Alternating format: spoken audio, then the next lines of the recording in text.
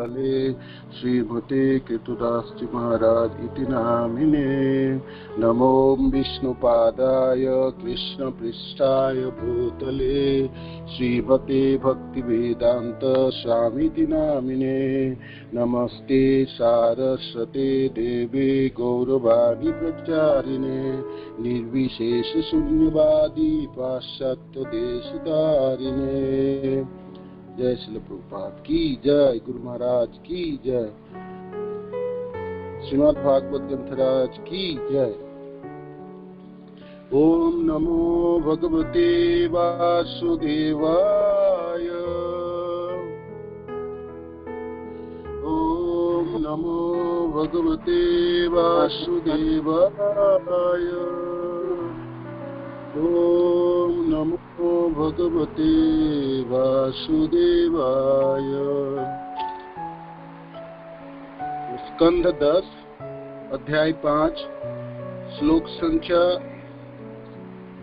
संख्या है 7 और 8, 7 and 8। तो हम लोग नंदोत्सव में हैं, ठीक है।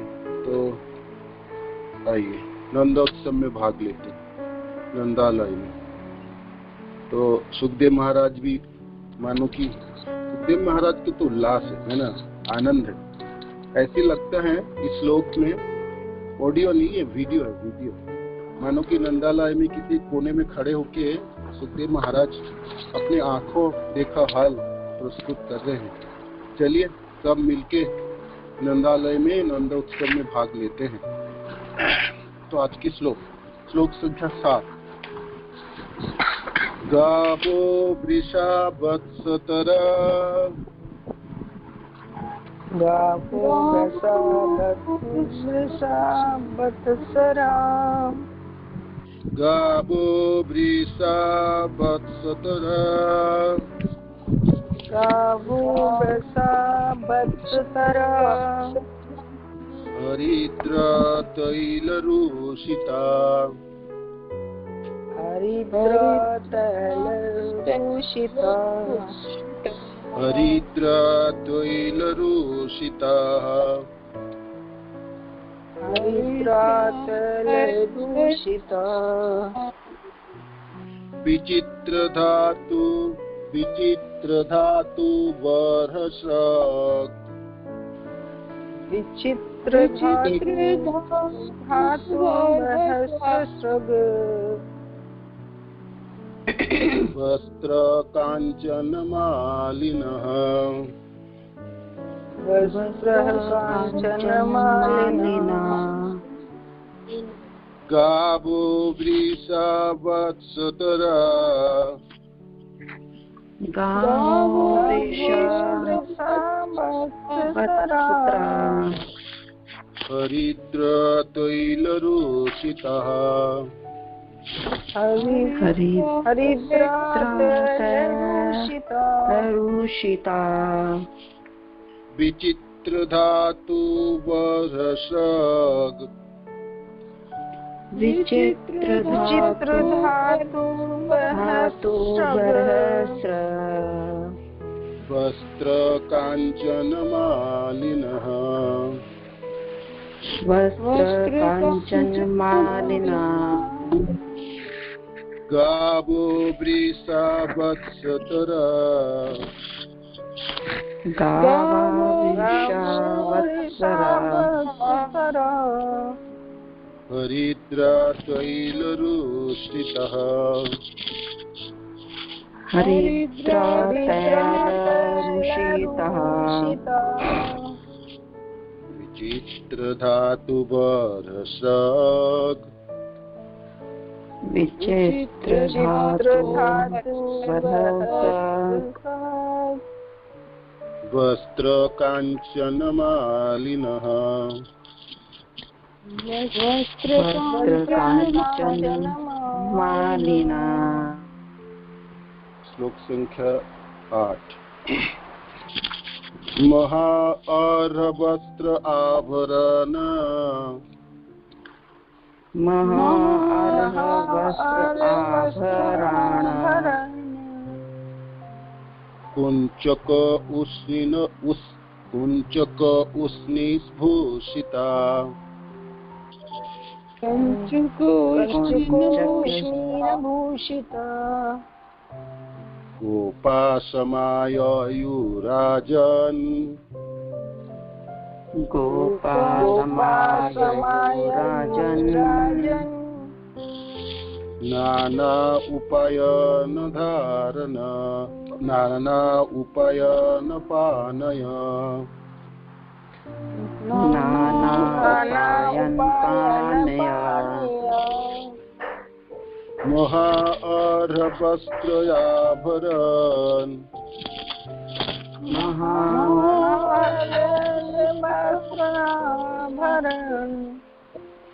कुंचक उष्णीभूषिता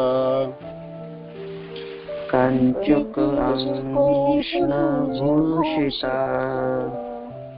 गोपासमायुराजन्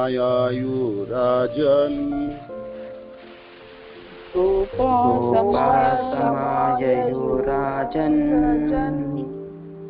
नाना उपायन पानय नाना उपायन पानय। तो श्लोक संख्या 7 की शब्दार्थ अनुवाद तथा तात्पर्य श्रील प्रभुपाद और श्रील प्रभुपाद की जय।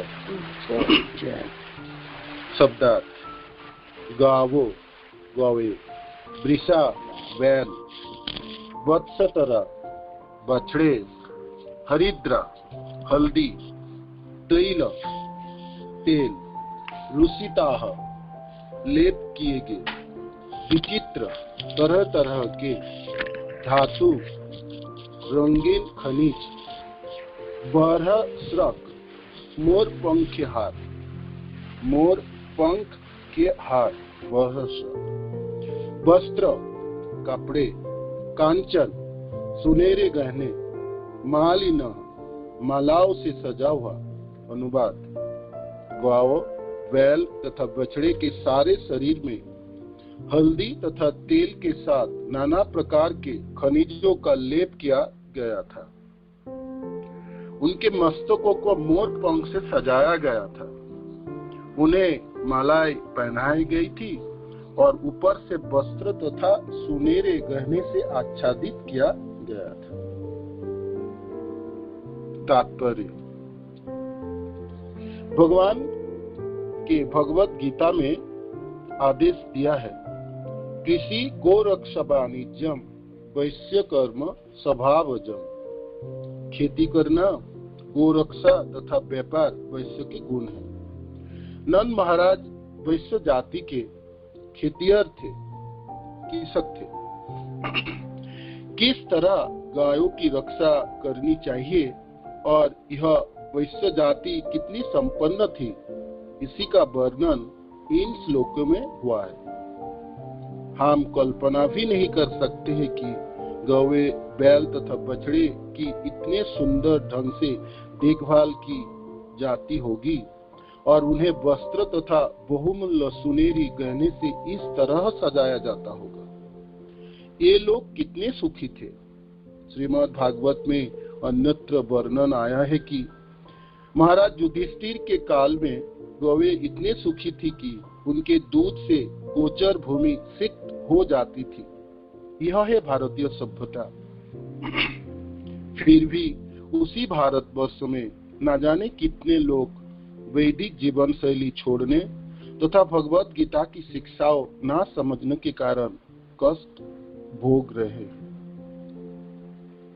श्लोक संख्या 8 शब्दार्थ महाअर्ह अत्यंत मूल्यवान वस्त्र आभरण कपड़े तथा गहने से।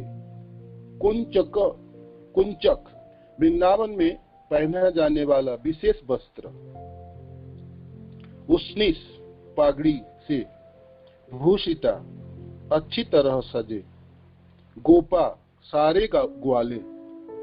समायायु वहां आए।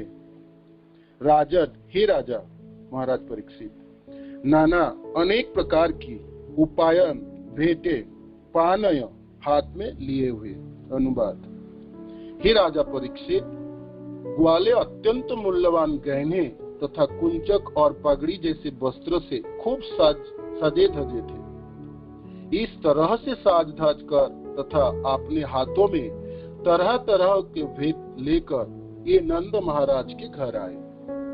तात्पर्य, जब हम देहात के खेतिहर की पुराना दशा पर विचार करते हैं तो पता चलता है कि मात्र कृषि उपज तथा गौ की सुरक्षा के बल पर यह कितना समृद्ध था, किंतु वर्तमान समय में कृषि की उपेक्षा की जा रही है और गो रक्षा का परित्याग हो चुका है, जिससे खेतिहर की स्थिति दयनीय है और यह फटे पुराने वस्त्र पहने रहता है।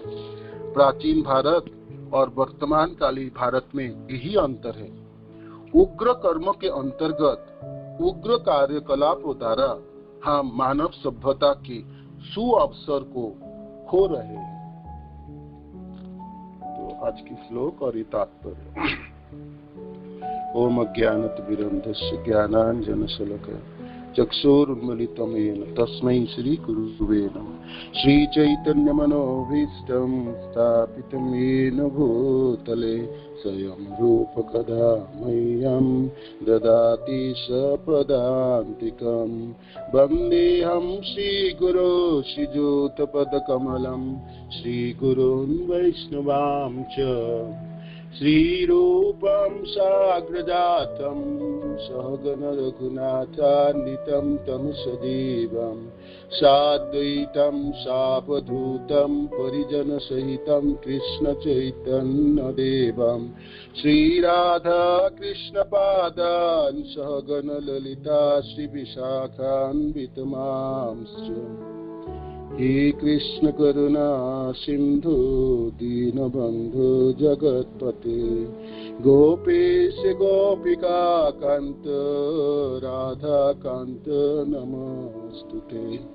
तप्त कांचन गौरांगी राधे वृंदावनेश्वरी विश्वानुसुते देवी प्रणमामि हरिप्रिये।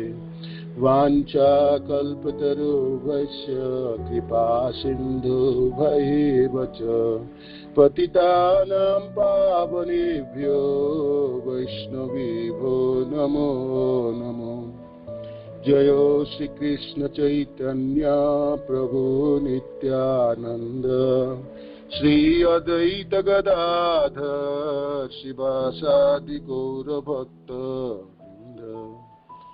हे कृष्ण करुणा सिंधु दीनबंधु जगत्पते गोपेश गोपिका कांत राधा कांत नमस्तुते। हरे कृष्ण कृष्ण कृष्ण हरे हरे हरे राम राम राम हरे हरे। जय श्री प्रभुपाद की जय, गुरु महाराज की जय, निताय गौर प्रेमानंद हरि। तो नंद उत्सव,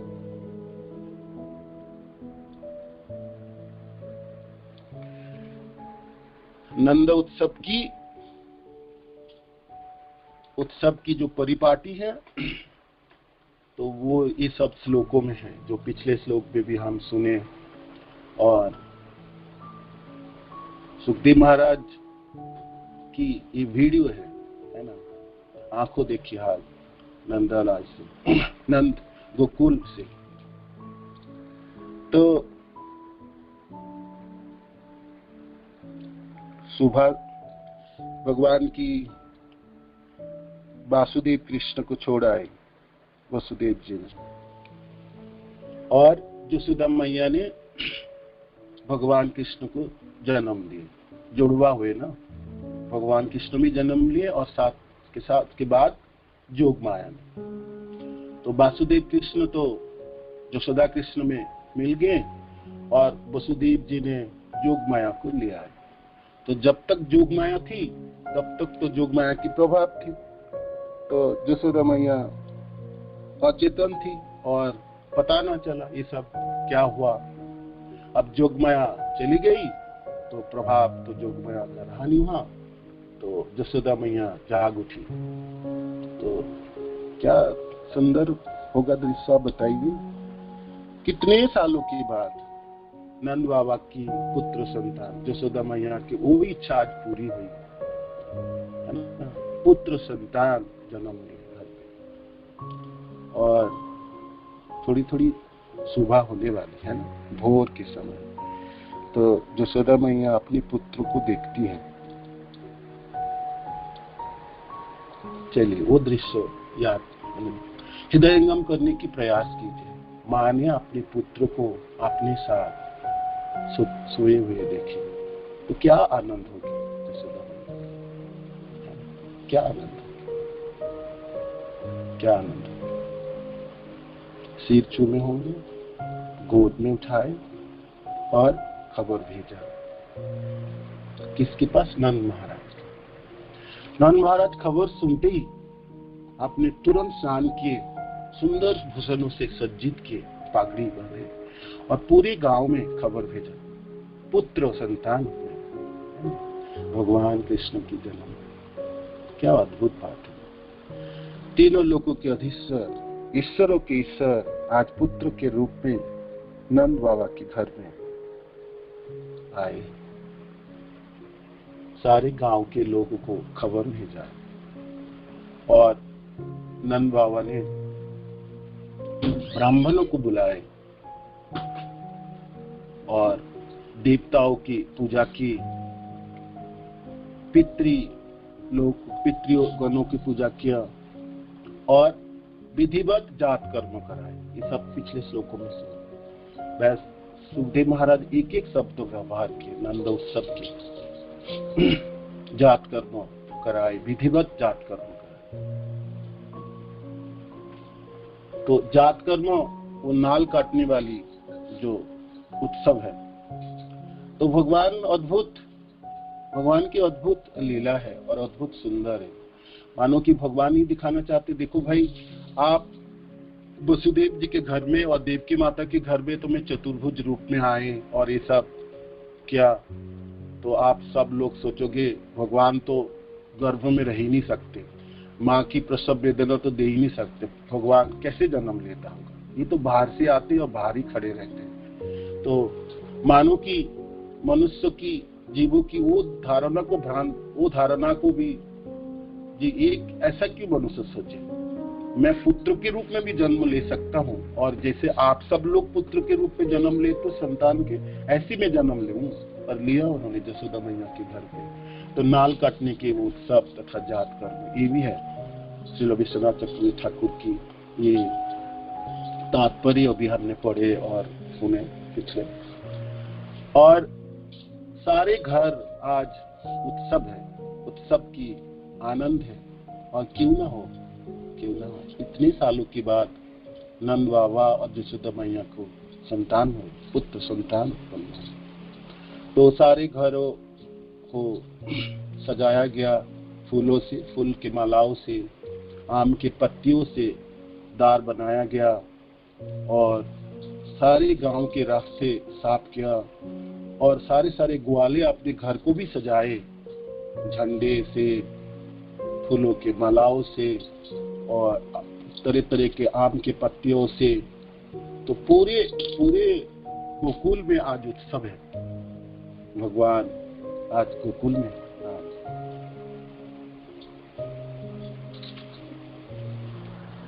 छोटी सी गांव है ना गोकुल, इस जमुना के तट पे, बहुत सुंदर अभी भी। तो आप सोचिए उस दिन की क्या उत्सव रही होगी जिस दिन भगवान की जन्म हो। और नंद उत्सव बाबा नंद महाराज जी मनाए।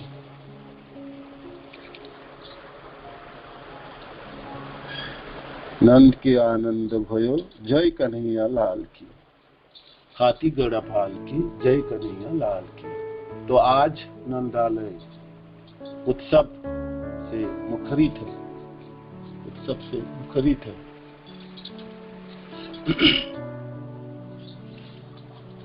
उत्सव से सजे हुए।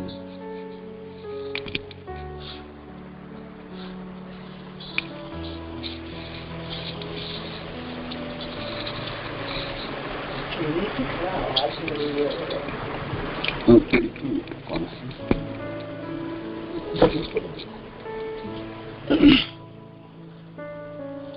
तो कैसी उत्सव की तैयारी है, परिपाटी है, वो आज की श्लोक है और पिछले भी श्लोकों में हमने देखे हैं।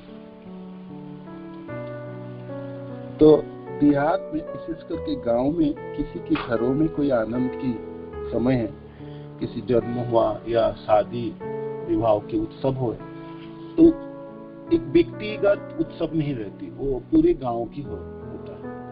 सारे लोग उसमें शामिल होते हैं। शहर की तरह नहीं है, जैसे आप पड़ोसी, आप अपने घर में शादी है तो आपने पड़ोस को पता भी नहीं है उनको। गांव में कोई उत्सव है तो एक दिन के उत्सव नहीं, तो मानो कि जितने दिन, 3 दिन, 4 दिन, 7 दिन की उत्सव हुआ करता है और सब लोग उसमें शामिल होते हैं और एक दूसरे को सहायता करते हैं। और उसी घरों में ही गांव के बाकी सब लोग उस और प्रसाद भी मनाते, खान पान के बंदोबस्त नहीं करते, वहीं पर खाना पीना और सब समाहित होते हैं और आनंद में भाग लेते हैं। तो नंदोत्सव में यही बारी है। पिछले श्लोकों में हम देखे हैं ना क्या क्या किए हैं। ब्राह्मणों ने क्या है उत्सवों की, उत्सव कैसे कैसे और क्या क्या हुआ उत्सवों में। ब्राह्मणों ने मंगलकारी वैदिक स्त्रोत सुनाई, जिसकी ध्वनि से वातावरण शुद्ध होगी। तो नंद बाबा ने तरह तरह ब्राह्मण बुलाए थे, तो सब लोगों ने वैदिक मंत्र उच्चारण कर रहे थे। ये मंत्र उच्चारण की जो ध्वनि है और उसमें वातावरण शुद्ध होती है और अद्भुत सुंदर लगती है उस समय चारों तरफ आपको। तो आजकल जैसे कीर्तनों की है ना, संकीर्तन की हो, जैसे कीर्तन हो और कीर्तनों की ध्वनि गूंजे चारों तरफ और सुनाई दे दूर से, तो वो भी पूरी जगह की वातावरण को शुद्ध करती है। जैसे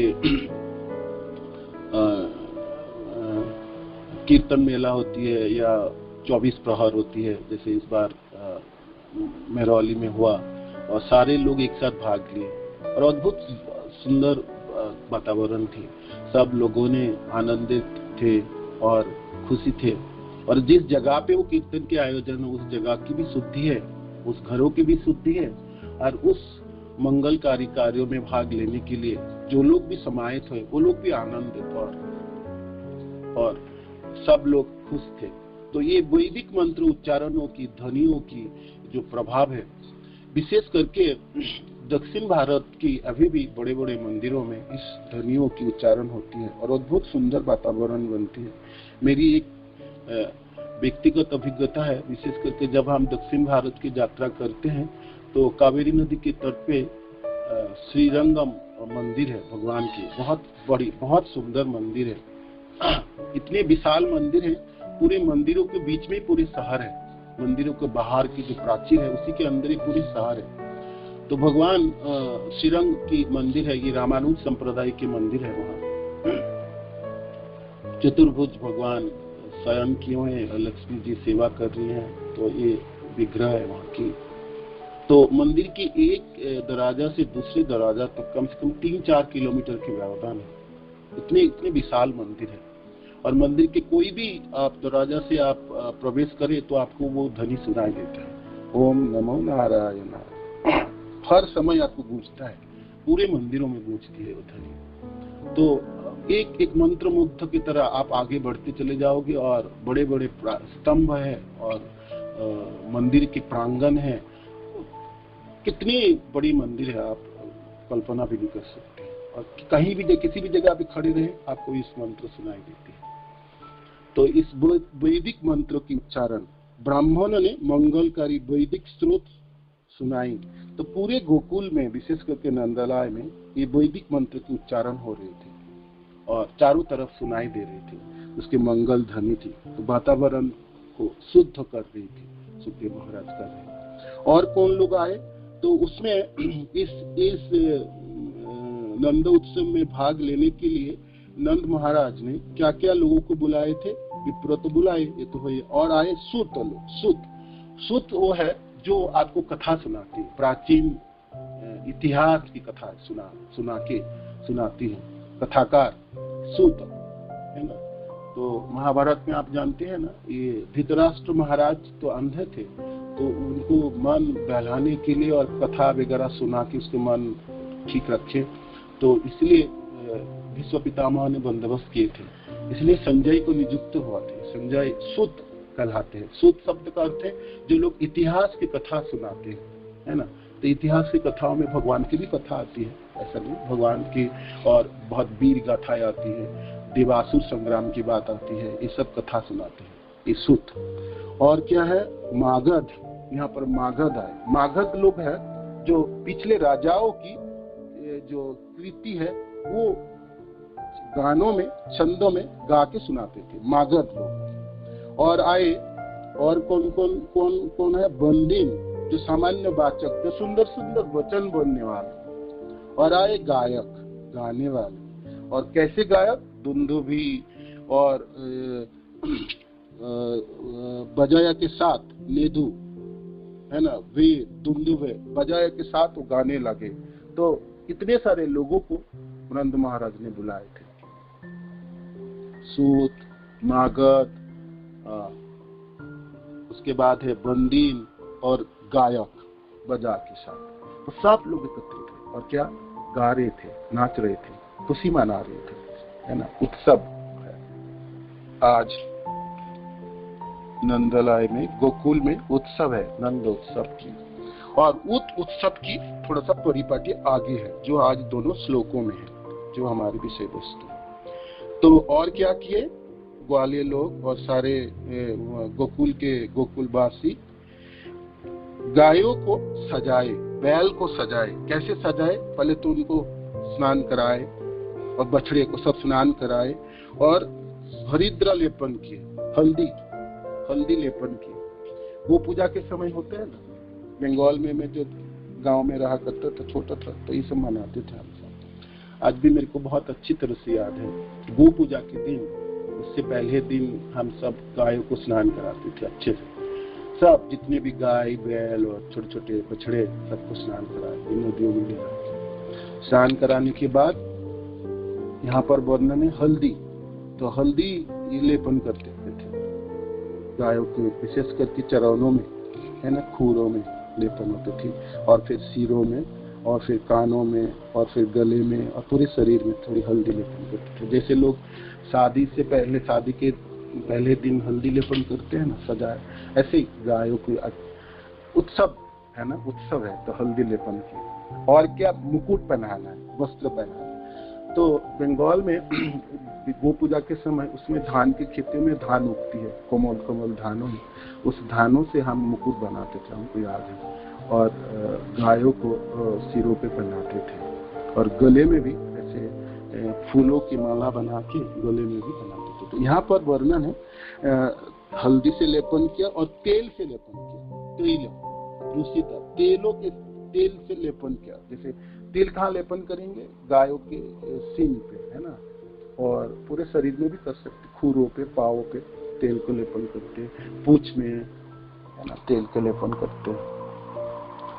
और क्या लेपन किया, और नाना प्रकार की खनिजों का लेप किया गया, तेल के साथ नाना प्रकार के खनिजों को लेप किया गया।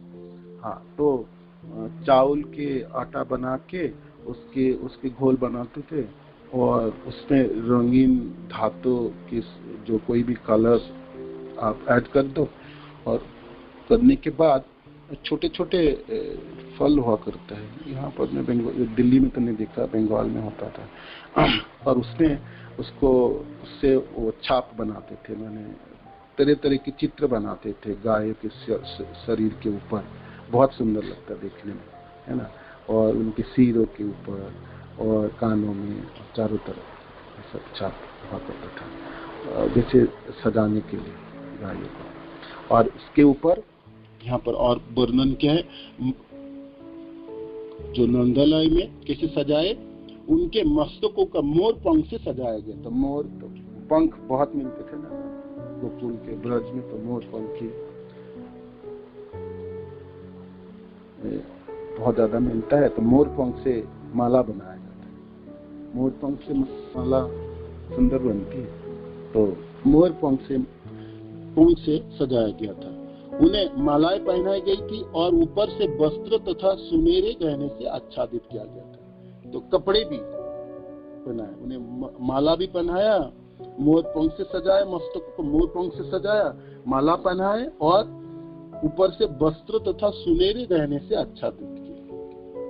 तो सोने के गहने भी पहनाते, तो कितना समृद्ध थे इससे पता चलते ग्वाले सारे उस समय के नंद बाबा और गोकुल के सारे लोग कितने समृद्ध थे।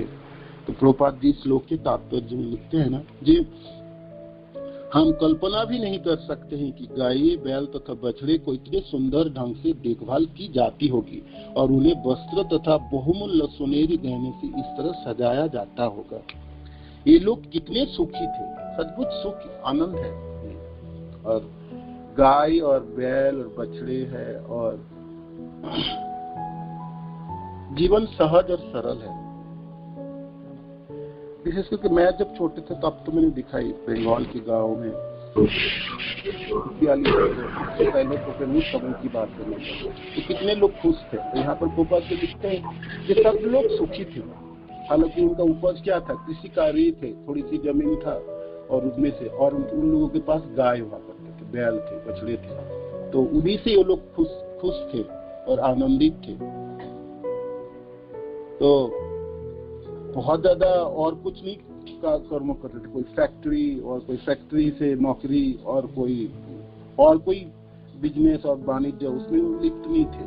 इसी में सहज कार्य थी, कर्म थी, जीवन बहुत सरल था, सहज था और उसमें सब सुखी थे। प्रभुपाद जी आगे लिखते हैं कि भागवत में भी अन्यत्र भी वर्णन है। महाराज युधिष्ठिर के कालों में गाय इतने सुखी थे कि उनके दूध से गोचर भूमि सिक्त हो जाती थी। यह भारतीय सभ्यता है। प्रभुपाद जी, यही भारतीय सभ्यता है। गाय की देखभाल बहुत अच्छी तरह से होनी चाहिए और उनकी रक्षा होनी चाहिए और उन्हीं से जीवन की सब जो दूध और दही और ये सब चीजों से प्राप्त होते हैं और उन्हीं से जीवन की बहुत सब चाहिए पूरा हो सकता है। और ये करते थे लोग, ऐसा नहीं सिर्फ इस गोकुल की बात या ब्रज की बात भी है। भारत के पूरे हर जगह पे, विशेष करके देहात जैसे गांव में तो सब लोग संपत्तिशाली थे और लोग बाकी सब उग्र कर्म में लिप्त नहीं थे। लोगों को फैक्ट्री जाके नौकरी नहीं करना होता, दूर दूर शहरों में जाके नौकरी नहीं करते थे और ना और कुछ कार्य करते थे। तो उन्हीं से जीवन के जो जरूरतें है वो सब पूरा हो जाती थी। तो इसीलिए जीवन सहज था और सरल था। तो ये भारतीय सभ्यता है। प्रभुपाद जी लिखते हैं ये भारतीय सभ्यता है। आज हम ये सब भुला दिए और बहुत दूर आगे बढ़े, पाश्चात्य सभ्यता को अंगीकार किए और लोगों की कार्य सब उग्र हुए, कॉम्प्लेक्स हो गए, जीवन बहुत कठिन हो गया। सहज जीवन को कठिन बनाए और सब कुछ हमने कठिन बना दिया। तो गायों को इतने सुंदर से सजाया गया, गाय, बैल और बछड़े को। ये उत्सव की एक कड़ी है।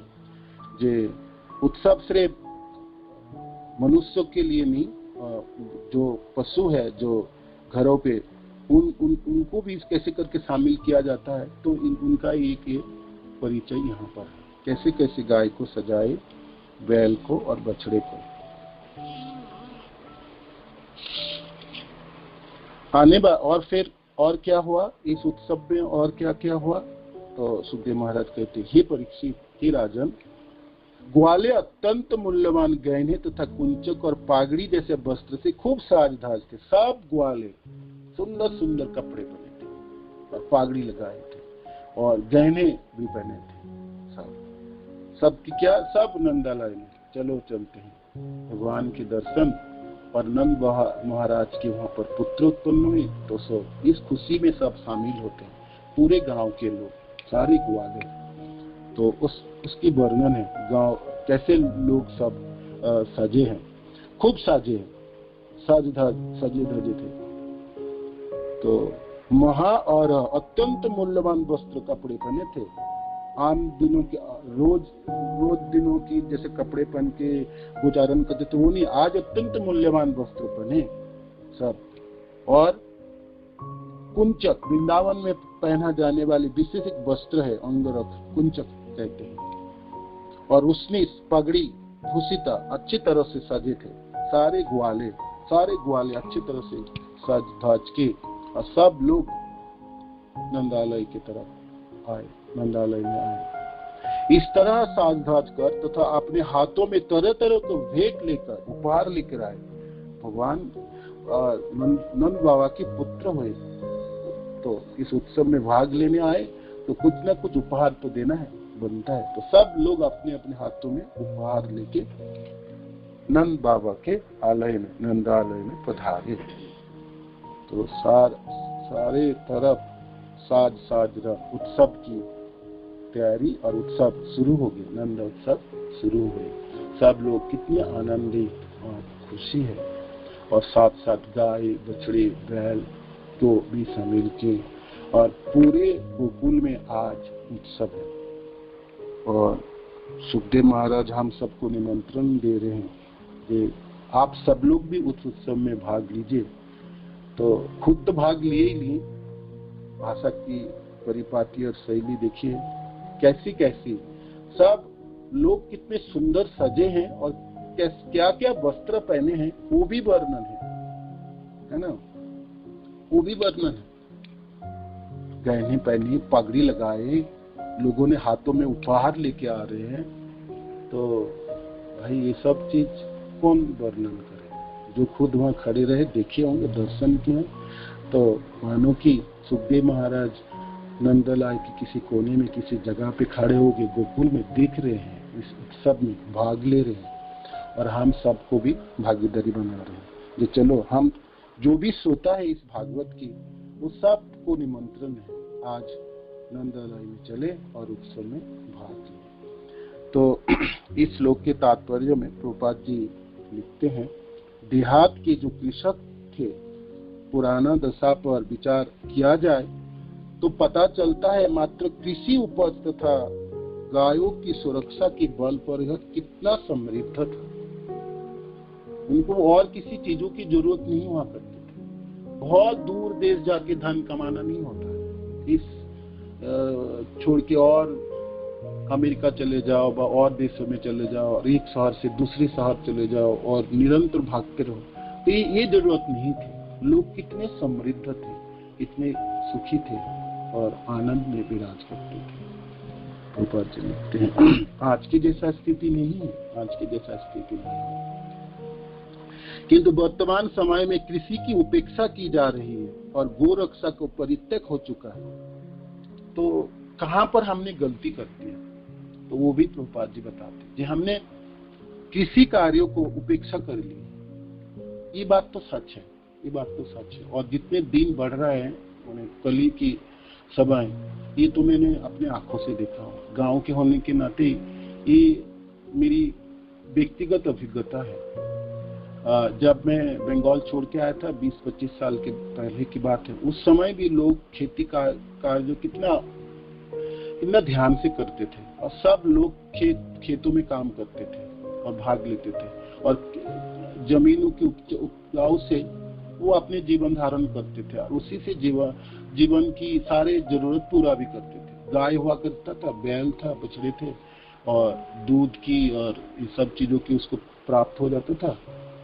और खेती करके जो धान और गेहूं और जो सब्जी उगाते थे, उसी के अपना जीवन धारण करते थे, और उसको बाजारों में बेच के तो थोड़ी सी पैसा भी होता था, उससे बाकी चीजों की पूरी जरूरत पूरी हो जाती थी।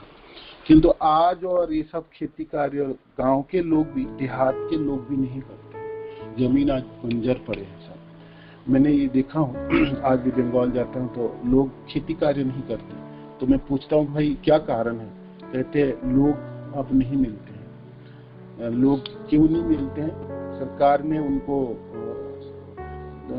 आज सब सरकार ने वो देते हैं आपको, चावल और गेहूं, ये सब बिना मूल प्रदान करते हैं गरीबों को। और सप्ताह के अंत उनको चावल मिल जाता है, गेहूं मिलता है और बाकी सब चीज प्राप्त हो जाता है। तो ये भूर्तु की बात दान में देते हैं सरकार की ऐसा।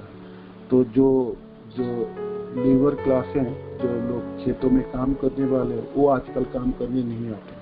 और तो फिर कृषक अकेला अपनी जमीन में कितना काम करे। तो लोग आज जमीन में खेती करते नहीं है। तो सब लोग खेती ना करने से जमीन बंजरी पड़ा रहता है। और ये भी कहते हैं खेती में जो खर्चा होती है तो उससे वो जो खर्चा आप सामान को फसल को बेच के वो उगती नहीं, वो पूरा नहीं होता है, माने आपका नुकसान ही होता है।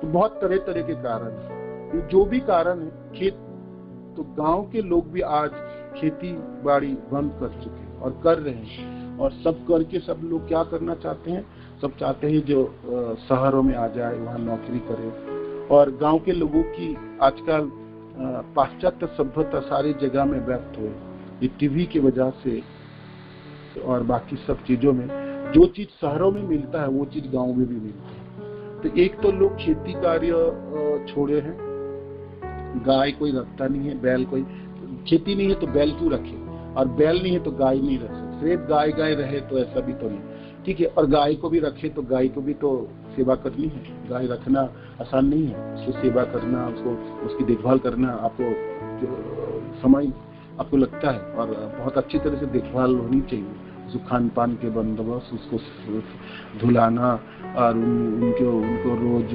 बाहर लेके जाना, गोचारण कराना, ये सब बहुत जरूरत पड़ता है। गाय की सेवा करनी होती है। बांध के गाय को आप रख नहीं सकते, जैसे गौशाला में आजकल यहाँ पर रखते हैं गाय के लोग, गांव के लोग कैसे बांध के नहीं रख सकते ना, उसको छोड़ना होता है, उसको गोचारण में ले जाना होगा, उसको स्नान करा के वापस लाना, ये सब होते करना पड़ता है गाय को। तो आजकल गाय भी कोई नहीं रखता, ना बैल होता, ना गाय होता, ना जमीन में कोई खेती है, बंजर जमीन है। लोग सब शहर की तरफ बढ़ रहे हैं, है ना। और क्या है, सहज और सरल जीवन को छोड़ के लोग उग्र कर्म को ग्रहण किए, उग्र कर्म ग्रहण कर लिए। तो क्या हाल होने वाले हैं वो तो आप सीख ही रहे हैं क्या हाल है। तो जो देहात में, जो गांवों में लोग पाश्चात्य सभ्यता आ जाने से उनको हर सारी चीजों की जरूरत है। जो चीज आज शहरों में प्राप्त हो, सब चीज आज गांव में प्राप्त होता है। वही आपके लोग पैदल नहीं चलेंगे, उसको स्कूटर, उसको गाड़ी जरूरत है। लोग ने अपने सहज और सरल जीवन को छोड़ दी, सारी चीजों की जरूरत है। टीवी चाहिए, फ्रिज चाहिए, जो चीज सब चीजों चाहिए, उसके ये सब चीजों की भी जरूरत, वो सब गाँव में। और तरह तरह के जो सामग्री है जो फैक्ट्री में बना है, जो चीजों की बहुत ज्यादा जरूरत नहीं है जीवन जीने के लिए, ये सब चीजों की जरूरत नहीं था, है ना। बहुत तरह तरह के वस्त्र, फैशन की तरह अलग अलग डिजाइन, है ना। रहन सहन के जो जीवन है, जो जापन है, वो गांव, जो शहरों में है वही गांव में भी लोग धारण करते हैं, है ना। कोई टीवी देखना और क्लबों की और नाइट लाइफ, ये सब गांव के लोगों ने अपना लिया है। और अपने को वो मानते हैं जो भाई हम प्रगति है, भाई हम क्यों पीछे रहे, है ना, पीछे क्यों रहे। तो स्वाभाविक है जब आप गांव में रहोगे और आप पाश्चात्य सभ्यता को ग्रहण कर लोगे, स्वाभाविक आप उसके लिए आपको पैसा चाहिए, आपको आमदनी चाहिए, इनकम चाहिए। तो उतनी पैसा तो आप कमा नहीं पाओगे, उतनी की बंदोबस्त तो वहाँ है नहीं। वहाँ तो बंदोबस्त था सहज और सरल जीवन यापन करने के लिए, किंतु तो पैसे के लिए तो फिर आप और कुछ करो। उग्र कर्म में सब लिप्त होते, कोई फैक्ट्री में नौकरी करेंगे दूर दूर जाके, कोई और कुछ करेगा, कोई और कुछ करेगा, कोई और कुछ। तो जीवन की खर्चा तो बढ़ा लिए जीने के लिए, किंतु आमदनी बढ़ी नहीं, तो स्वाभाविक वो समन्वय नहीं कर पाता। तो फिर ऐसे खिंचाताने में दुखी होते हैं, दुखमय जीवन यापन करते हैं। तो गांव की वही हाल है जो शहरों में है। हम अपने जीवन, मनुष्य अपने जीवन को सहज और सरल बना सकते हैं, बहुत सहज सरल जीवन। विशेष करके जो भक्त लोग हैं, हम मैंने देखा तरह तरह, किसी किसी भक्त के घर में जाता हूँ तो आलीशान है, माना इंद्र के जैसे रहता है, इतनी तो सामग्री, इतने तो सामान है।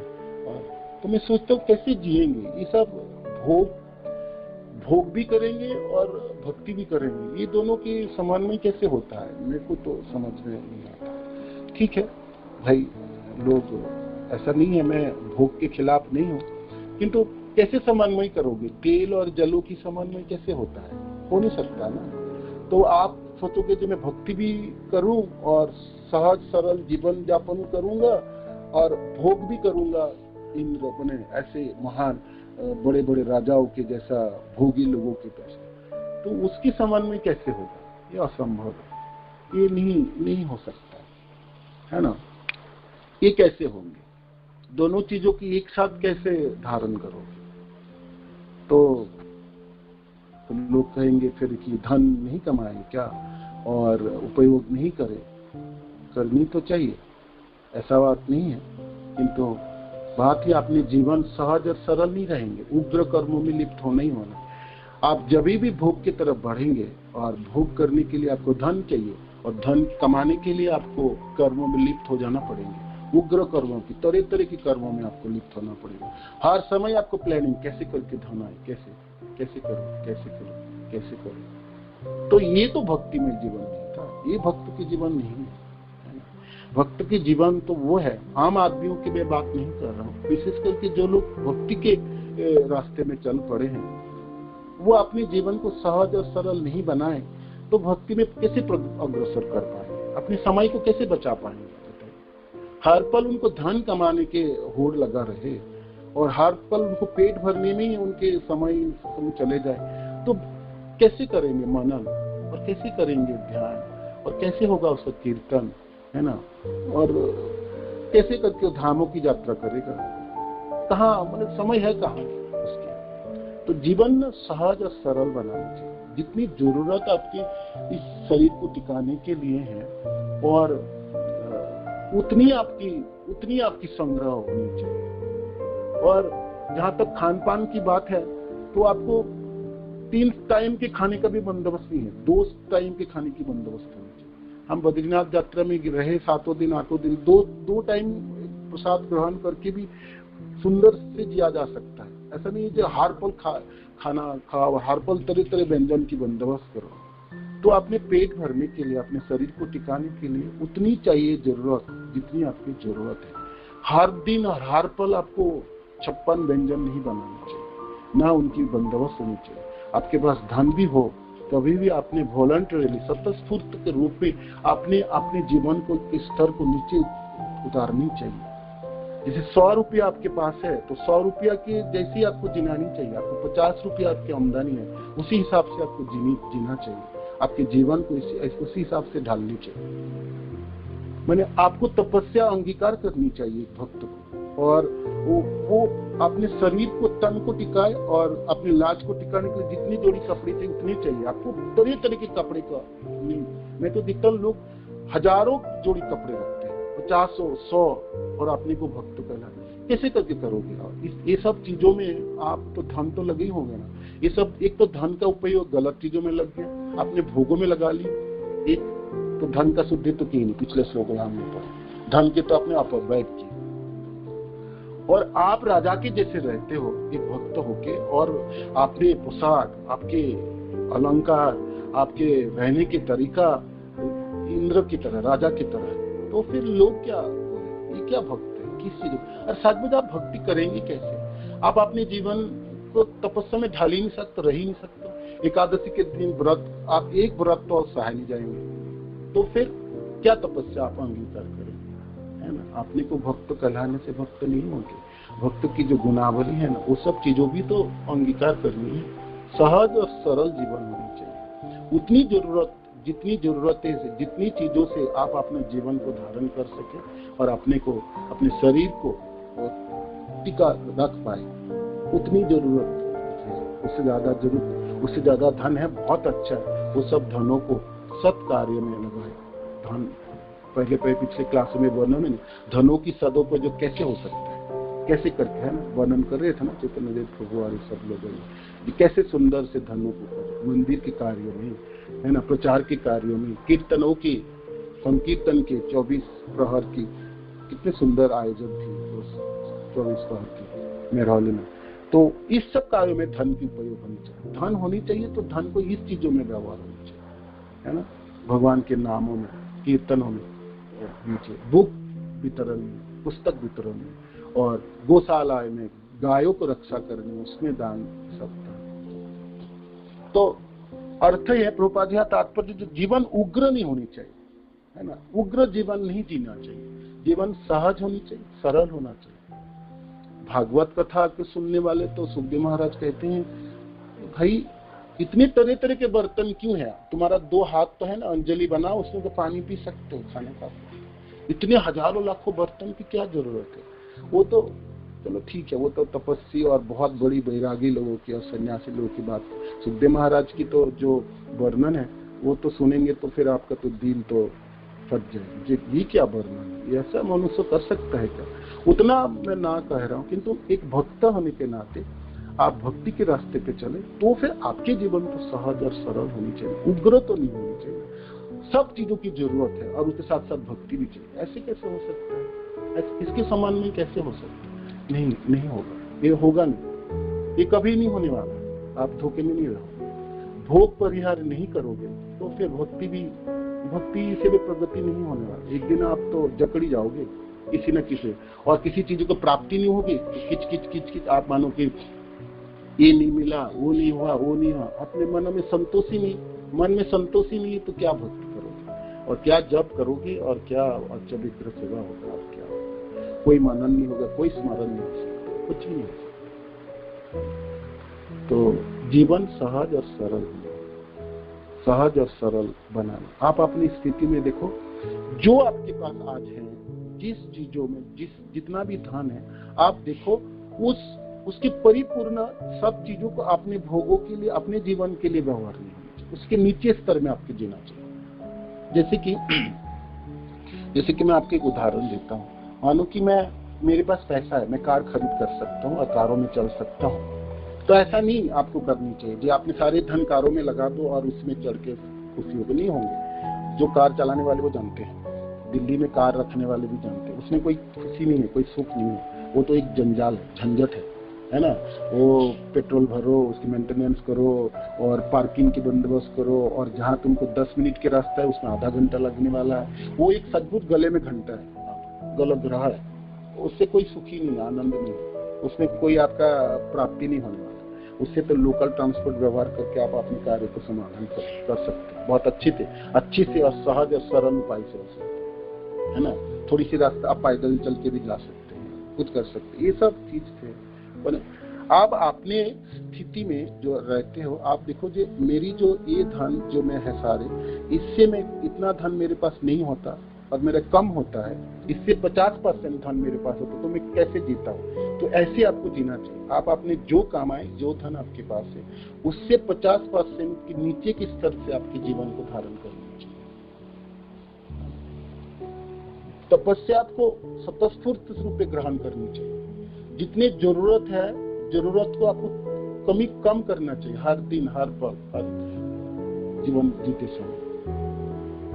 और पैसा थोड़ा सा धन है, उसको बचा के रख के उसको भगवान की कथा कीर्तनों में, पुस्तक वितरण में, ये सब दानों में, ये सब चीजों में लगाना चाहिए। ना कि सारे धन को अपने भोगों में लगाओ और अपने को भक्त कहलाओ और अपने को भक्ति के रास्ते में संचालित करो और तरह तरह सब चीजों के भोगिक जैसा लोगों के जैसा सारे चीज को खरीद करके घर में एकत्रित करो और भोग करने के प्रयास करो और अपने को कहो जब मैं भक्त हूँ।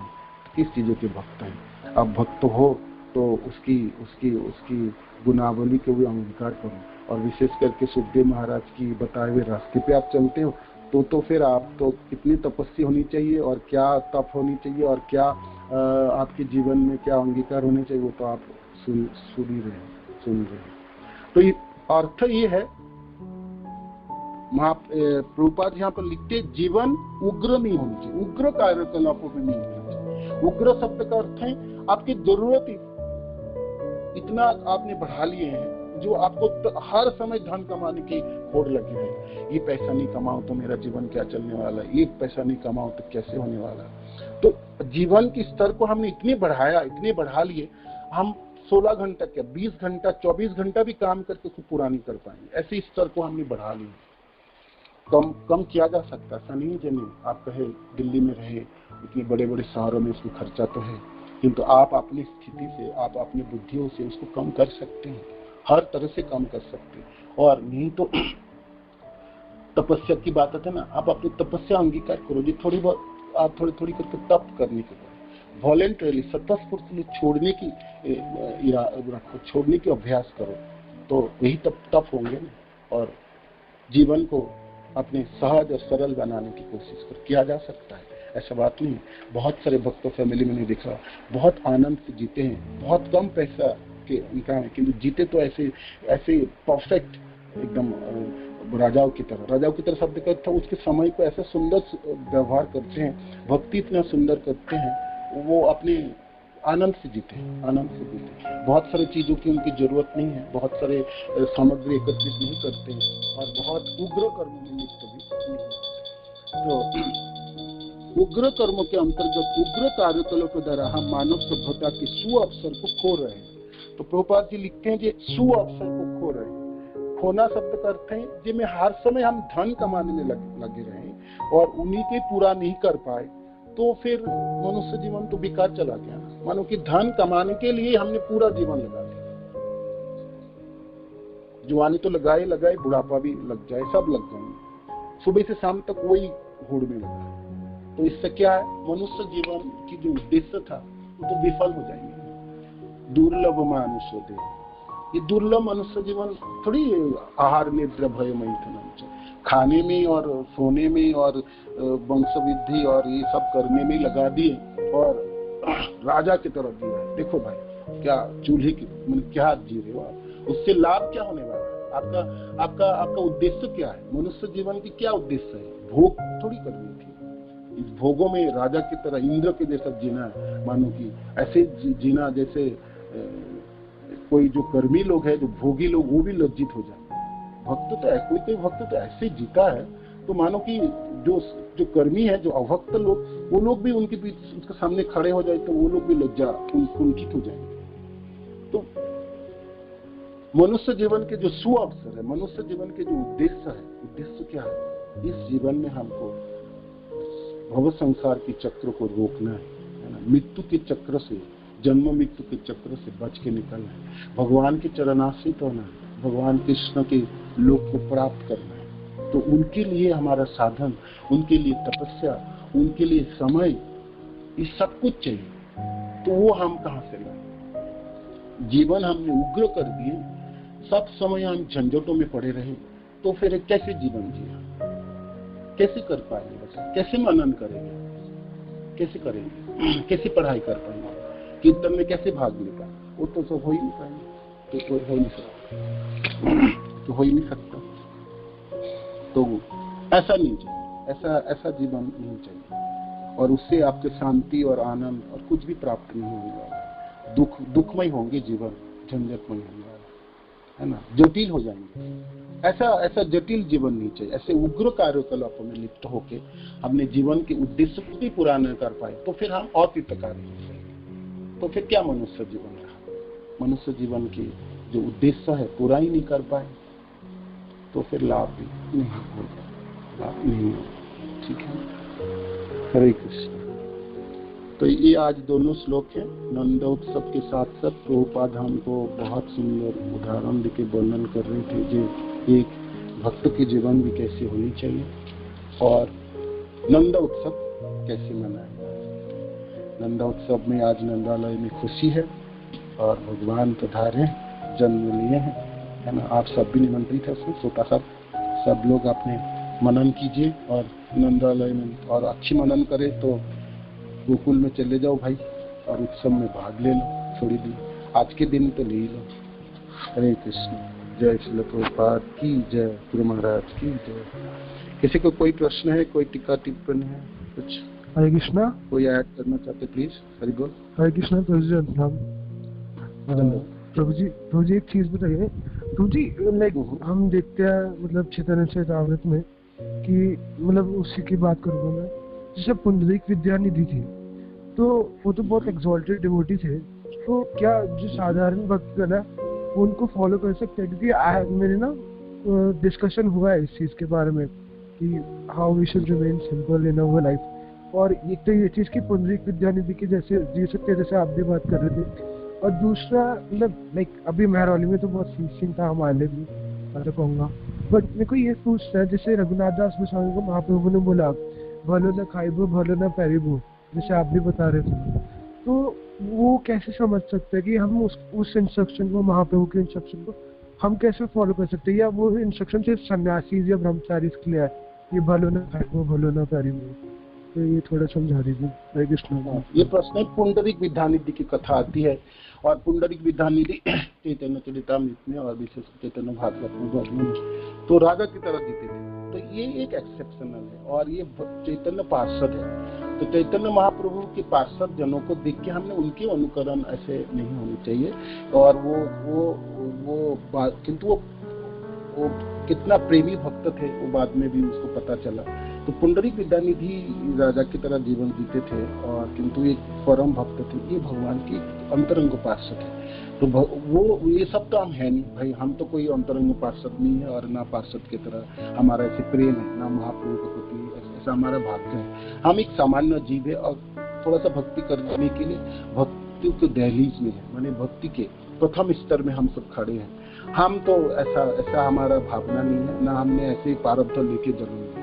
तो पुंडरीक विद्यानिधि तो की एग्जाम्पल को हमको नहीं अनुसरण करनी चाहिए, नहीं देखनी चाहिए। और दूसरी प्रश्न है जे रघुनाथ दास गोस्वामी की बात है, हमने लिए तो लिए किसको लिए, है ना? भालो न खाइबो भालो न परिबो, ग्राम्य बात ना कहिबे ग्राम्य बात ना सुनिबे, भालो न खाइबे और भालो न परिबे। महाप्रभु के आदेश थे। पूछे रघुनाथ दास जी मैं कैसे रहूं, मेरा कैसे व्यवहार होना चाहिए, तो महाप्रभु की ये आदेश है रघुनाथ दास गोस्वामी। आप गांव के ग्राम्य बात ना, गांव की बात ना सुनिबे, मैंने आप प्रजल्प नहीं करोगे, ग्राम्य बात ना कहिबे, ना आप कहोगे कृष्ण कथा के अलावा और कुछ नहीं कहोगे, और ना कृष्ण कथा के अलावा और कुछ सुनोगे, ये ग्राम्य बात। भालो ना खाइबे और भालो ना परिबे। सचमुच ये शब्द सिर्फ सन्यासियों के लिए, जोगी वैरागी लोगों के लिए, चैतन्य पार्षदों के लिए नहीं, हर भक्तों के लिए एप्लीकेबल है। आप बताओ, मैं आपको बताता हूँ, आप अपने खाने का जो बंदोबस्त, और हर पल आपने अच्छे पकवान बनाओगे, उसके लिए बंदोबस्त करोगे, और अच्छी खाने के आपके बिना आपके रुचती नहीं है, और आप जैसे प्रसाद आप किसी भक्त को खिचड़ी बना के दे दो, वो खिचड़ी ये तो उनमें मुंह देखो और उनके बात देखो, उस समय तो आपको लगेगा जैसे वज्रपात हो गया उसके सिरों में, है ना? खिचड़ी खाने के बाद आ रहा है, तो फिर क्या भक्ति करेगा बताओ? वो व्यक्ति क्या भक्ति करेगा? वो चलेगा कैसे? उसको जब भक्ति करते करते प्रचार कार्यों में जब उसको दूर जाना पड़ेगा और भूखा रहना पड़ेगा, तो क्या करेगा? वो कुछ नहीं कर पाएंगे, वो तो रह ही नहीं पाएंगे, तो फिर क्या भक्ति करेगा? मानो कि गुरु महाराज ने उसको आदेश दिया, जा बेटा तू जाके गाँव में जाके प्रचार कर, और वहां आपको किसी दिन खाना मिलेगा, किसी दिन ना मिलेगा, किसी दिन एक दिन में एक टाइम मिलेगा, 2 दिन हो सकते हैं, मिले तो मिले, रोटी मिले, थोड़ा सा खिचड़ी मिले, तो फिर कैसे रहोगे? कैसे करके आदेश को पालन करोगे? तो एक भक्त की जीवन एक तपस्या की जीवन है। भक्त को हर पल हर समय जो चीज प्राप्त हो ना, उनको ग्रहण करके उसको खुश मनाना चाहिए जी, चलो बहुत अच्छा, आज तो ये प्राप्त हो गया, भाग्य में ये है, कम से कम ये तो है, हो सकता है किसी दिन ये भी ना मिले, होता है ऐसा, होता तो ही है। तो इसका अर्थ है कि आप अच्छे खाने का आदत नहीं बना, कभी कुछ मिल जाए, मिलने के बावजूद भी भोग परिहार, हमारा सब आचार्य लोग ने भोग परिहार करते थे। ये सनातन गोस्वामी, रूप गोस्वामी को भिक्षा प्राप्त होता था, अच्छी थी, किंतु नहीं ग्रहण करते थे। लोगों को निमंत्रण भी प्राप्त होता था, नहीं जाते थे। जहां तक रघुनाथ दास गोस्वामी तो जाते ही नहीं थे, है ना? कभी तो लाइन में खड़े होके उन्होंने ग्रहण किए, 2-4 दिन के बाद सोचे मैं लाइन में क्यों खड़े हो जाऊं, मैं क्यों जाऊं भाई, इन लोगों के अभक्त जनों के लाइन में क्यों खड़ा रहा, और लोगों की चीजों को क्यों ग्रहण करूं? रघुनाथ दास गोस्वामी की बहुत बड़ी बात है। तो इतना चीज तो हम ग्रहण नहीं कर पाए, वो तो हम एक दिन भी नहीं जिएंगे, मर जाएंगे, हमारा शरीर छोड़ना पड़ेगा। रघुनाथ दास गोस्वामी तो सब कुछ ऐसा एग्जॉल्टेड और चैतन्य पार्षद है। किंतु इससे हमको ये सीख मिलता है कि देखो मनुष्य चाहे तो अपने जीवन को कितना तक तपस्वी बन सकता है, और भक्त जितनी तपस्या अंगीकार करेगा उतनी भक्ति उसको निखार आएगी, उतनी उसको समय बच जाएगा, उतनी उनकी झंझटों से बचेगा, वो उनके जीवन कॉम्प्लेक्स नहीं सरल हो जाएंगे, है ना, सहज हो जाएंगे। तरह के व्यंजन बनाने के लिए समय भी तो लगते हैं, उसके उपादान भी तो लगते हैं, उसके सामग्री भी लगता है, उसको धन एकत्रित करना होता है। तो फिर इतना सब खुद करते रह जाओगे तो फिर क्या करोगे, क्या भक्ति करोगे, क्या मनन करोगे, क्या स्मरण करोगे, क्या प्रचार कार्य करोगे? अपने ही लग गए, अपनी होड़ में लग गया, है ना। तो भालो ना खाइबो और भालो ना करिबो, ये सबके लिए है, सिर्फ सन्यासी लोगों के लिए नहीं है, हम गृहस्थ लोगों के लिए भी है, जो हम अपने जीवन में कितनी तपस्या अंगीकार कर सकते। ठीक है भाई, सन्यासी लोगों के लिए जैसा नहीं कर सकते, रघुनाथ दास गोस्वामी के जैसा नहीं कर सकते, लेकिन कुछ तो कर सकते, अपने हिसाब से कुछ तो तपस्या हम अंगीकार कर सकते हैं, तो वो तो करनी चाहिए, वो करनी चाहिए। हरे कृष्णा प्रभु, दंडवत प्रणाम। धन्यवाद प्रभु जी, बहुत सुंदर बताया आपने। मैया यशोदा और नंद महाराज के का ये चल रहा है प्रसंग। तो प्रभु जी, मैं भक्ति रसामृत सिंधु पढ़ रहा था, उसमें 16वें अध्याय में एक छोटी सी चीज आई थी यशोदा मैया के ऊपर। तो उसमें लिखा था कि ये नंद महाराज अनर्थ निवृत्त थे, अनर्थ नहीं थे। तो प्रभु इन्होंने इससे पहले तो कृष्ण भक्ति नहीं की थी, तो ये अनर्थ निवृत्त थे, उसमें लिखा हुआ है। तो समस्त भौतिक कलमश का लोभ नहीं था। तो प्रभु वो अनर्थ निवृत्त बिना कृष्ण भक्ति के, वो सीधा मतलब जैसे हमारी स्टेजेस है अनर्थ निवृत्ति साधु जो हम शुरू करते हैं कि पूरी हमारी जो प्रोसेस है ये अहो श्रद्धा तथा साधु संग, ये सारा मतलब फिर अनर्थ निवृत्त थे। तो तब भगवान उनके पास, प्रभु हम लोग अनर्थ में हैं और नंद महाराज अनर्थ निवृत्त थे। तो अनर्थ निवृत्त वो कैसे सीधा उस चीज को कैसे प्राप्त हो गए? साधु संग भी नहीं था उनके पास, तो कैसे सीधा अनर्थ निवृत्त हो गए? तो देवकी और वसुदेव की तो वसुदेव की तपस्या करके भगवान के माता पिता बने। तो जसोदा और नंद बाबा भाई कैसे बने और कौन सा तपस्या है, ये प्रश्न कर देते। तो ये जसोदा और नंद बाबा भगवान के शाश्वत माता पिता है ना। गोलोक के जो माता पिता है एक नंद बाबा और जसोदा में।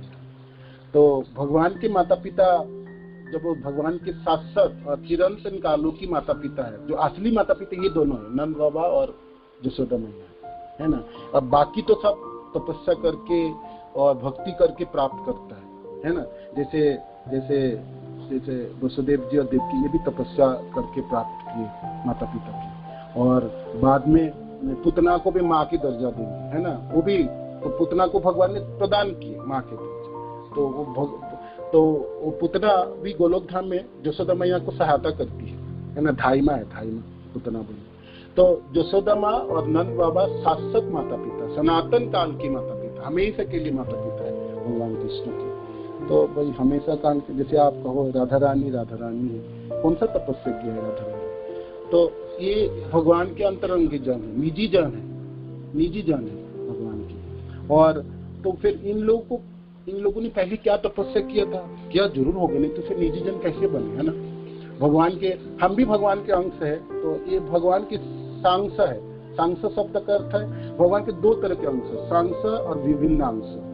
तो विभिन्न अंश में एक मुक्त अवस्था में होता है, एक बद्ध अवस्था। हम सब बद्ध अवस्था में, इसलिए अनर्थ निवृत्ति करनी होती है। किंतु जो लोग मुक्त है, जो लोग हमेशा के लिए मुक्त है और भगवान के साथ विराज करने वाले हैं, उन लोगों के लिए कोई तपस्या और कोई जरूरत नहीं है, कोई दान और कोई अनर्थ निवृत्ति, क्योंकि वो लोग कभी फंसे ही नहीं, कभी ये सब चीजों में अनर्थ में रहे ही नहीं। तो जहाँ तक नंद बाबा और जसोदा मैया की बात है, वो लोग कभी बद्धावस्था को प्राप्त किया ही नहीं, तो फिर क्यों अनर्थ निवृत्ति करने जाए, है ना।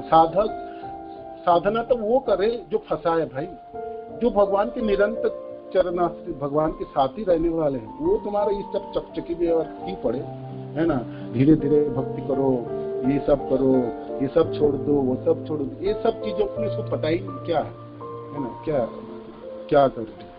तो नंद बाबा और जसोदा मैया शाश्वत माता पिता चिरंतन कालों के लिए। तो उनको कोई तपस्या नहीं चाहिए, उनको माता पिता बनना उनको जरूरत थोड़ी बनना है, वो तो बने हैं, बना। जैसे आप कहो बलराम जी ने क्या तपस्या किया भाई के, तो है भाई भगवान की अंश है, सांस कहलाता है, है ना, स्वयं अंश है। तो और वो लोग मुक्त अवस्था में, तो भगवान की अंश है, भगवान की है। तो भगवान ने इनको माता पिता, शाश्वत माता पिता के रूप में अंगीकार किए हैं। तो वो लोगों को उन जनों को कोई दान, कोई भक्ति करके इस चीजों को प्राप्त करने का जरूरत नहीं है, कि उनमें बद्ध अवस्था प्राप्त होता ही नहीं। तो ये एक उत्तर है प्रभु, जहाँ तक मेरे बुद्धि में आता है। और सचमुच कभी मन में प्रश्न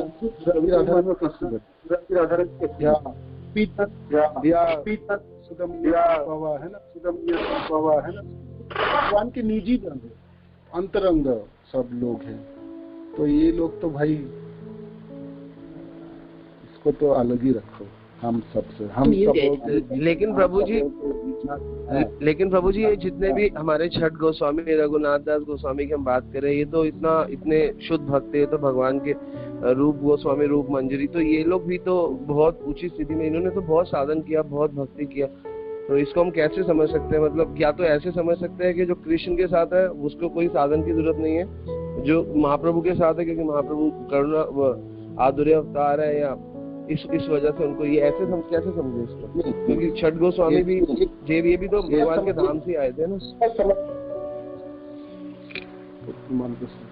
ये लोग कभी जो छह गोस्वामी है, ये लोग भी साधन किए और इतना, तो ये सब कुछ हमको दिखाए जो देखो मनुष्य को कैसे करके भगवान को प्राप्ति करने के लिए तपस्या को अंगीकार करनी चाहिए।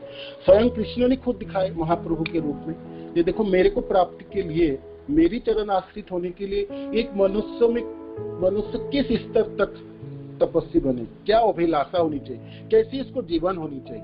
तो मैं खुद आपको प्रैक्टिकल दिखाता हूँ। भगवान कृष्ण थियोरेटिकल है, गीता और भागवत ये सब थ्योरी मैंने आपको वर्णन किए, कृष्ण ने वर्णन, ये करो ये करो ये करो ये करो तो ऐसा होने वाला है।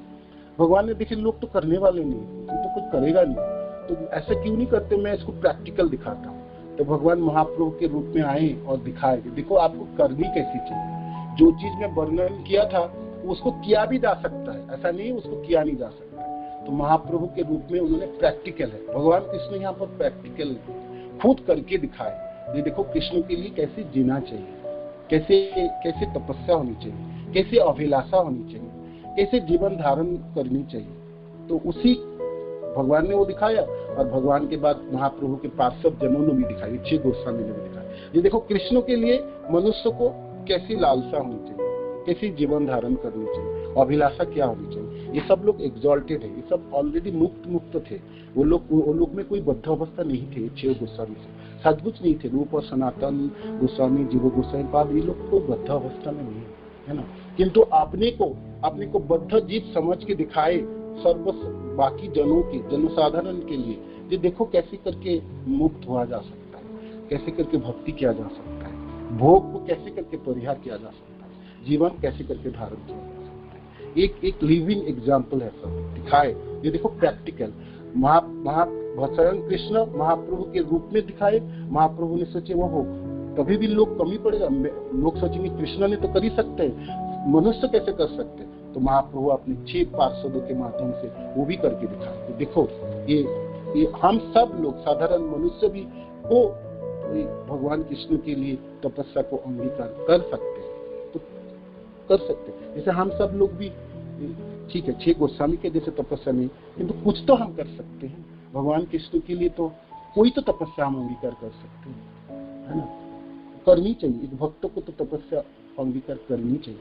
ये तो किस चीजों के भक्त है, और विशेष करके हम महाप्रभु के संप्रदाय है, महाप्रभु के पार्षद सब वैरागी है, अनासक्ति है, भोग सब परिहार किए।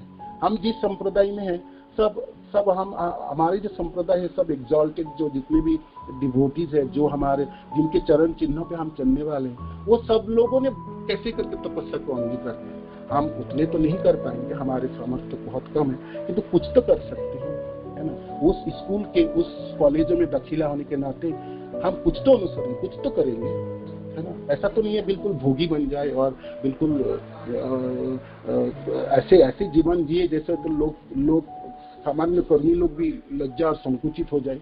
तो एक भक्तों को, कृष्ण भक्तों के जीवन सहज और सरल और बहुत सादा सीधा होनी चाहिए, अपने लिए, अपने कल्याण के लिए नहीं, और दूसरे को प्रचार कार्य करते समय भी दिखाई। आप मानो कि आपके कपड़े, आपके गहना, आपके चलन, आपके परिपाटी इतना राजा के जैसा है, तो स्वाभाविक आपके बातों को कौन सुनने वाला भाई, क्यों सुने लोग। जो खुद तो भोग को परिहार किया नहीं और दूसरे को कहता है भोग परिहार। और भक्ति क्या है? भक्ति तो भोग परिहार करके कृष्ण के चरण आश्रित होना है। भोगी रहे बिल्कुल और बहुत राजा की तरह जीवन, वो तो एक दो उदाहरण है, बहुत कम है। विशेष करके हमारे संप्रदाय के सारे आचार्य तो ऐसा तो किया नहीं है ना कोई। तो इस तरह से आप देख सकते हैं, भगवान खुद आपने दिखाए, भगवान के भक्त जनों को दिखाए करा के कि कैसे जीवन कृष्ण के लिए जीना चाहिए। ठीक है, हरे कृष्ण। अनम्यूटेड। ठीक है, हरे कृष्णा। हरे कृष्णा।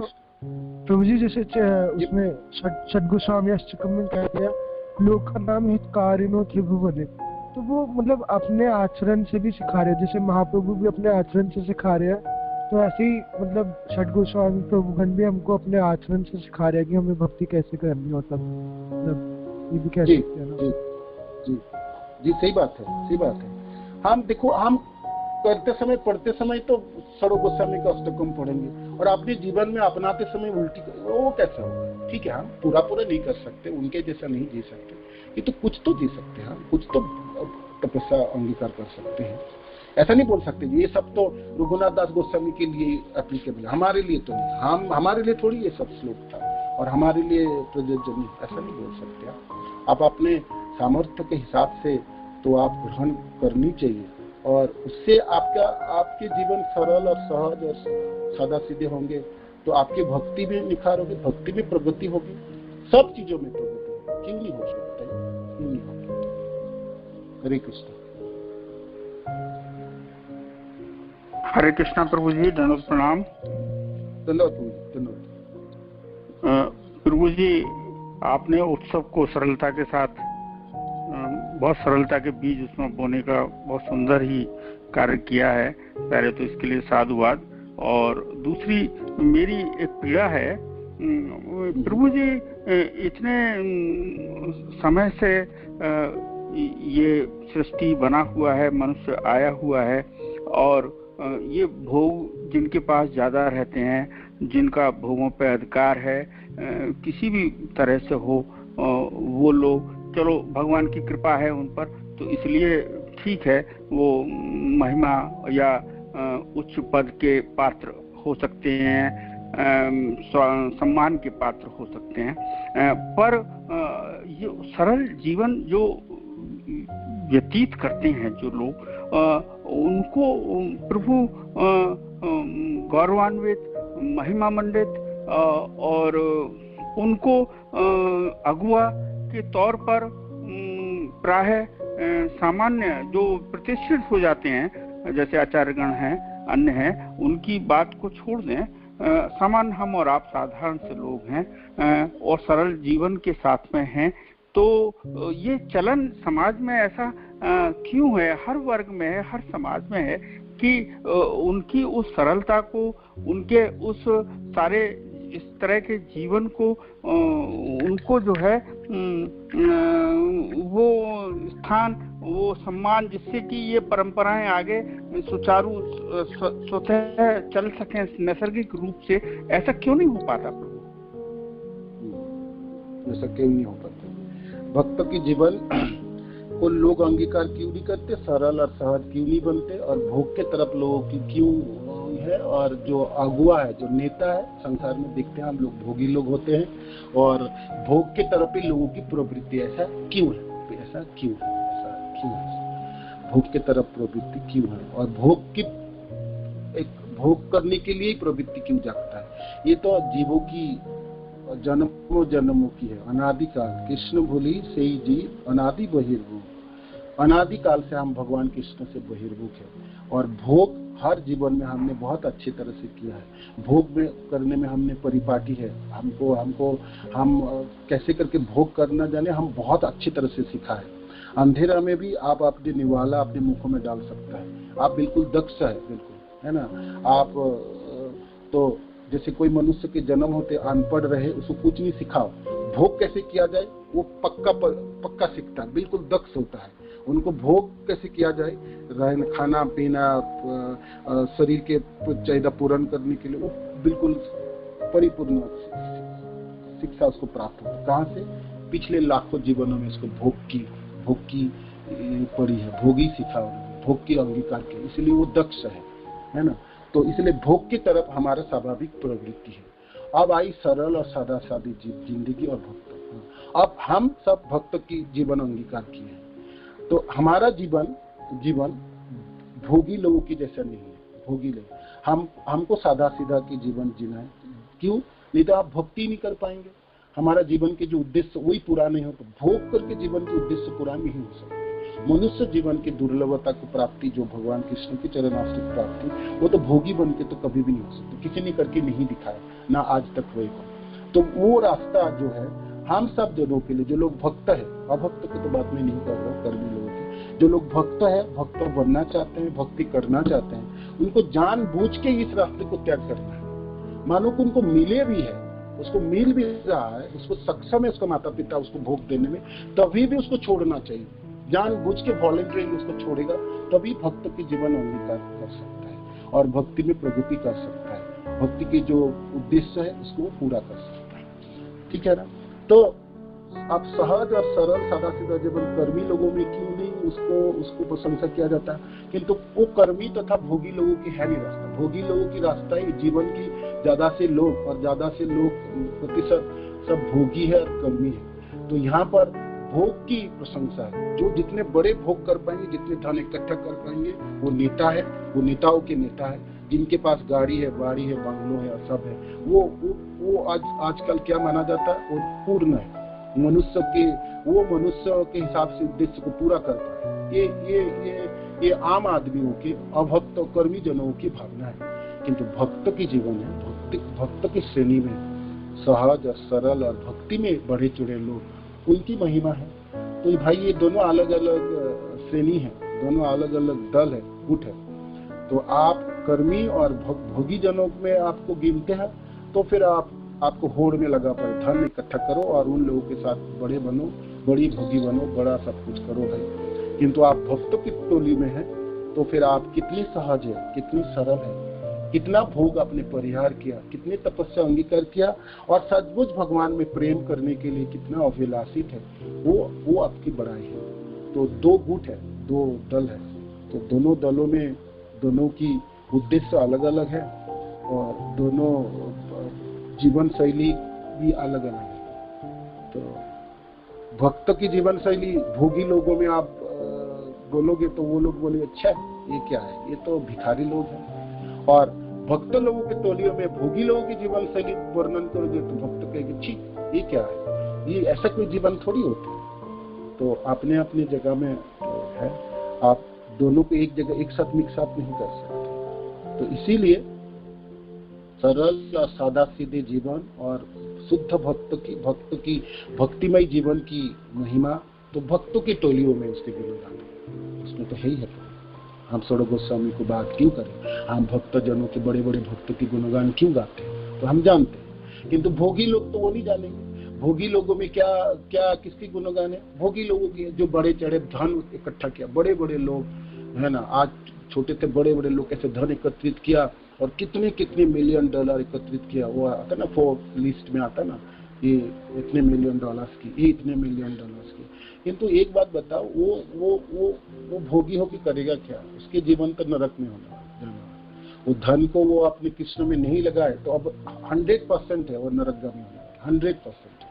तो अगले जीवन उसको नरक में जाए और आज वो टॉप मोस्ट रिचेस्ट पर्सन है पूरे वर्ल्ड में, तो क्या लाभ, क्या प्राप्ति है उसको, है ना।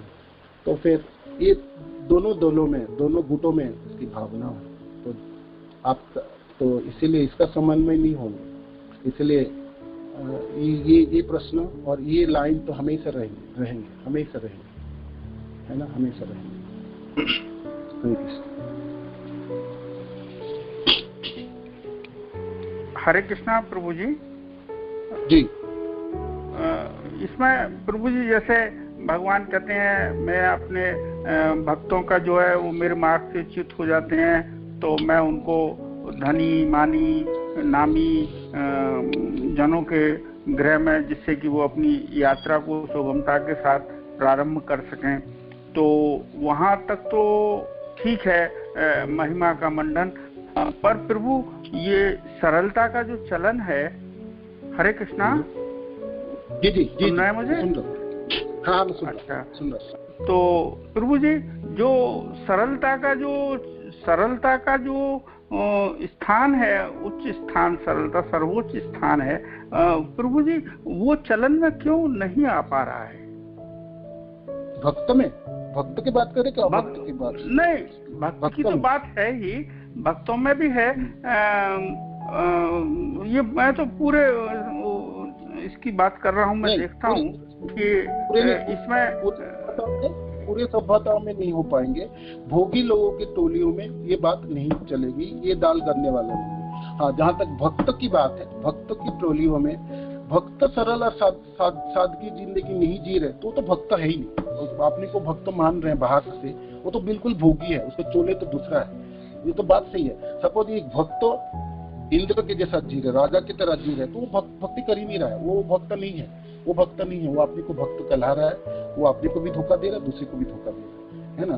भक्तों की टोलियों में सचमुच सरल, सहज और सादगी जिंदगी होनी चाहिए, नहीं तो वो भक्ति की तरफ अग्रसर हो ही नहीं पाएंगे, वो नहीं हो पाएंगे, वो जकड़ी जाएंगे। तो आप भोगी लोगों की टोलियों में, कर्मी और अभक्त जनों के संसारों में ये चीज आप नहीं रखो, आपका आशा पूरा नहीं होने पाएगा। किंतु हाँ, जहाँ तक सहज और सरल जीवन है वो भक्त के जीवन है। एक भक्त अपने को कृष्ण भक्त कहलाता है और भक्ति करने के लिए चल पड़े हैं, तो उसको सहज सरल बननी पड़ेगी, जीवन को सहज और सरल बनाना पड़ेगी। नहीं बनाएंगे, नहीं कर पाएंगे तो वो भक्ति में ज्यादा दिन नहीं रह पाएंगे, टिकेंगे नहीं यहाँ पर। इस आवर्तन में, इस सर्कल में नहीं रहेगा, वो रहेगा ही, वो निकल ही जाएगा, है ना, निकल ही जाएगा। तो इस सहज सरल सादगी जिंदगी भक्त को अंगीकार करनी है। आपके पास धन नहीं है, बहुत अच्छा है, तभी भी आप शुद्ध भक्त बन सकते हैं। धन है तो वो धन को भी कैसे लगाए, वो पिछले श्लोकों में सब वर्णन हो रही थी, बातचीत चल रहा था। तो भक्तों की जीवन धनवान हो या वो निर्धन हो, दोनों अवस्था में ही वो सहज और सरल और सादगी उसको बनानी पड़ेगी, तभी वो इस रास्ते में वो प्रगति कर पाएंगे, वो अग्रसर हो पाएंगे। नहीं तो वो भोग उसको ना चोक करेंगे, है ना। चैतन्य चरितामृत में ना तरह तरह की उपशाखा जाग उठेगी और भक्ति लता को मार देगी, सुखा देगी, और भक्ति नहीं होगी। भक्ति की जगह पे लाभ, पूजा, प्रतिष्ठा आदि ये सब चीजों में वो अंगीकार करेंगे और भक्ति से निकल के वो भोगी कहला जाएगा, और भक्त वो तो और कुछ रास्ता चुन लेगा, है ना, वो हमारा विषय वस्तु है। किंतु भक्ति नहीं होगी, ये तो बात सही है, ठीक है प्रभु। तो आप दोनों चीजों में नहीं। जी जी। यहाँ पर उत्सव और सरलता की बात चल रही है, तो प्रभु उत्सव और ये सारी चीजें जो है ये तो भोग की ओर इंगित करती है ना। भोग की नहीं है, जैसे और ये भोग की नहीं है, ये भोग की नहीं है। नंद बाबा ब्रजराज है ना, उनके पास वैसे सामर्थ्य है, और नंद बाबा के जो ये सब चीजें है, नंद बाबा की सारी चीज भगवान कृष्ण के लिए निछावर है। इसलिए आप मानो कि आपके पास धन है, कोई एक भक्त है, उसके धन है, धनवान होने कोई गुनाह नहीं है, धन होना कोई गुनाह नहीं है, किंतु धन की सदुपयोग होना वो एक उसको सीखना चाहिए, वो जरूरत है सीखने। तो उत्सव, हाँ उत्सव में नंदोत्सव हम मनाएंगे, जन्माष्टमी मनाएंगे, धन तो चाहिए भाई, धन क्यों नहीं चाहिए, धन चाहिए, किंतु वो धन आपको प्राप्त होता ही है ना, धन आपको प्राप्त। धन को भोग में लगाना और भगवान में लगाने में भेद है। आप अपने धन है, धनों को हम सब लोग प्रचार कार्यों करके लोगों से धन एकत्रित क्यों करते हैं, जब वो धन को कृष्ण में लगाया जाए, कृष्ण के लिए लगाया जाए, वो धनों की शुद्धि है, वो धनों की शुद्धि है। तो हम जो कर्मी लोगों को नरक से बचाते हैं, सचमुच बचाते हैं, हम लोगों से धन इकट्ठा करके लाके जन्माष्टमी के व्रत बनाए, नंदोत्सव मनाए, तो उससे क्या है, ये सब धन कृष्ण में लग गए हैं। तो धन को कृष्ण में लगाने से धन की शुद्धि प्राप्त की, धन शुद्ध हो गया, तो वो व्यक्ति जिससे हमने धन लेके आए उस व्यक्ति को भी शुद्धि प्राप्त हुआ है। वो अपने जीवन के पापों के चक्रों से भी बच सकता है, वो भी भगवान की आशीर्वाद, भगवान की कृपा प्राप्त कर सकता है। तो ये उत्सव मनाते समय धन मेरे पास नहीं है, भक्तों के पास नहीं है, किंतु भक्त भिक्षा मांग के धन को प्राप्त करे, एकत्रित करे और उत्सव मनाए। उत्सव मनाने कुंठा नहीं करनी चाहिए।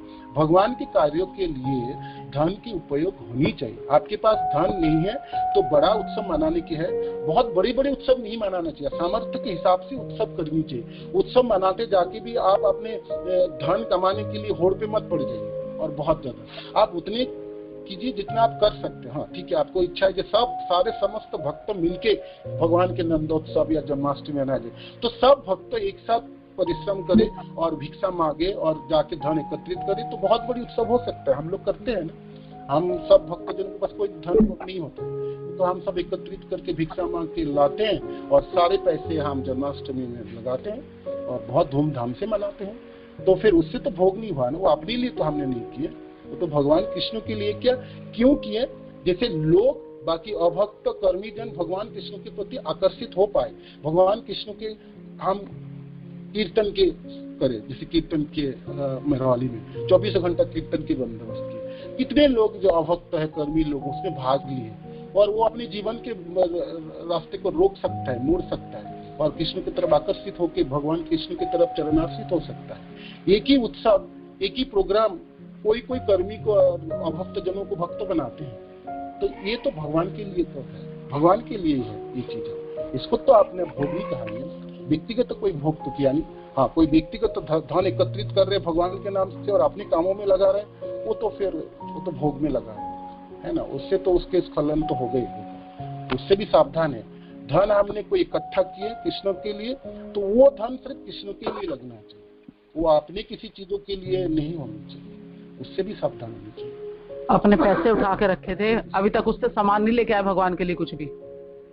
जो मैं कह रही हूँ, पैसे उठा के रखे थे, लाख के भगवान को कुछ खिलाया नहीं उन पैसों से। बद्रीनाथ गए थे, उठा के रखे थे, इतना भी सोच नहीं रहती। माता जी आप कुछ प्रश्न पूछ रहे? हरे कृष्णा, हरि बोल। गांधर्वी को माता जी अनम्यूटेड।